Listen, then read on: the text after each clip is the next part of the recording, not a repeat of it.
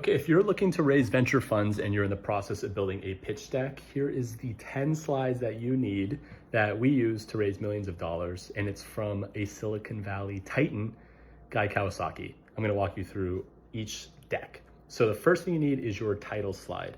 The title slide is extremely simple. It's not overly designed. It's like your logo, business name, tagline, your name, email, phone number, email address, stuff like that. So they can just see that. If they need to contact you, they have reference to your name. Simple tagline so they know what your business does generally. Keep it really easy, don't have to make it complicated. Next thing is your problem/opportunity slide. This is where you highlight in very simple terms. These aren't blocks of text. It's very simple terms of like, what's the problem you're solving? So assume that I don't know anything about your market. You have to be able to tell me what the problem you're solving in a single sentence or a couple sentences is, or highlighting the opportunity. The entire premise of a pitch deck is it's kind of like letting someone in on a secret. Like, here's this thing that we found, this really great opportunity, this thing that we're doing. And the goal is to actually walk them through as simple as possible, how to understand the problem, how you're thinking about it, and getting them to have like the neurons connect to be like, oh, this is a good idea. That's the whole goal. The average time spent on a pitch deck is well under a minute. So people skim it. No one's reading every single word. So you really need to use simplicity, make it readable, don't over design. Moving on, next one is your value proposition.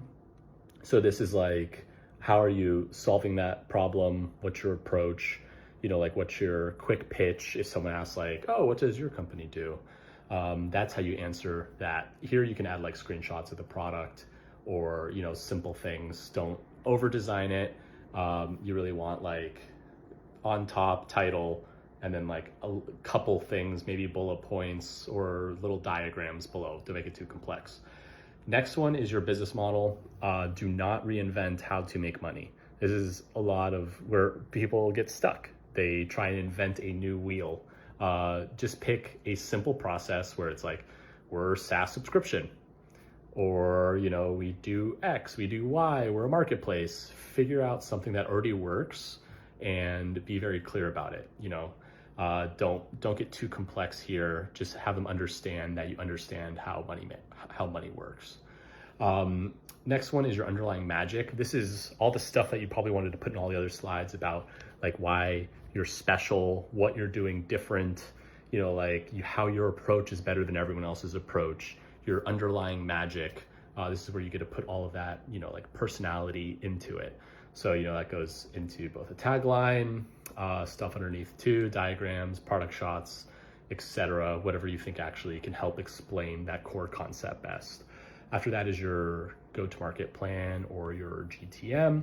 I would think of this like, you have to think of this like if you were to hand this to us, if you were to hire a CMO and to hand this to them, they should understand, you know, like what's going to happen in the next 3, 6, 9, 12 months, like who your customer is, how you're getting to them, like your approach, your strategy, all of that is here, you know, like what sort of goals are you trying to hit? You want that all outlined in this part of the deck. Make it something that's like generally useful. And something really important to note is like your strategy is going to change. Like this isn't putting it in stone. People will raise money and then pivot their idea the next day. It doesn't matter. What you're trying to just do here is just like show that you understand how acquisition can actually work. Next are your financial projections, key metrics. This slide is if you have, you know, revenue, or if you have users, depending on what your business is, like this is where you put that stuff in there. And then you kind of like extrapolate like along growth rates, where you're going. Guy Kawasaki says use a 3-year window.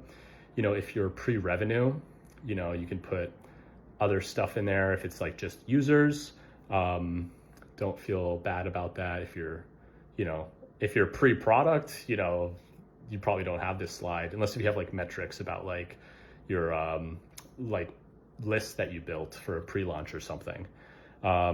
But you also don't want to get too complex, like a crazy, you know, crazy stuff. You know, it's like if you do financials, you're just going to have like a couple of rows, couple of columns. Don't get too complex with it. A good example to look at is Square's deck. They have like a good one in there that you can check out. Next is your competitive analysis. The biggest red flag you can have in your deck is to say that you don't have competition. That's the biggest mistake that people have, where they're like, oh, we don't have any competition. That means you don't understand your market and you don't understand like how markets work.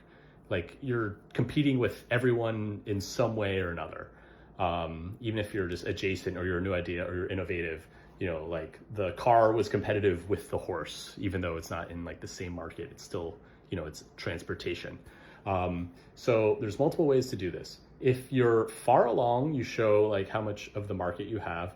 If you're early on, you want to just show like your positioning. You can do that via like an XY axis and choose what the two things are. For example, if you're like upscale and high priced, you know, like show you're that versus your competition is like very cheap, but like, you know, like more, you know, smaller market, or, you know, more consumer, for example, or the opposite, whatever it is. Just show like how you position differently to them. And then that can also help them benchmark. You know, it's okay to put in big companies because it helps them benchmark like what type of companies you're trying to beat, and then like why your positioning is actually better and will win in the long term. Next is your management team. That's where you put in a nice photo of you in front of a brick wall or something. If you have any ethos of like, oh, I worked at this company, put in those logos there. If you have advisors, you put them in there too. You know, it's like founding members. You know, you could potentially do advisors if it's relevant too. Just kind of showing that it's like a competent team. Anything that you can kind of like, you know, humble brag on, put it in there. And then last, it's your like current status, accomplishments, you know, and then like use of funds. So that's where you get to like, you know, humble brag a little bit more. Like well, a big thing that people don't include in general is the use of funds. It's like, with this money, we're gonna, you know, use it to hire, you know, this team that's gonna allow us to build this product, to invest this in growth to get to like these levels. So then in the next round, we can then raise like a Series A, whatever. So show that like you understand what you're gonna do with the funds, so then they feel more comfortable giving you that cash. Hopefully that's helpful. You know, I'll try and do like a more in-depth video in the future. So if you want to drop me a follow, if not, just ask any questions you have in the comments. Love to share more. Best of luck and have fun.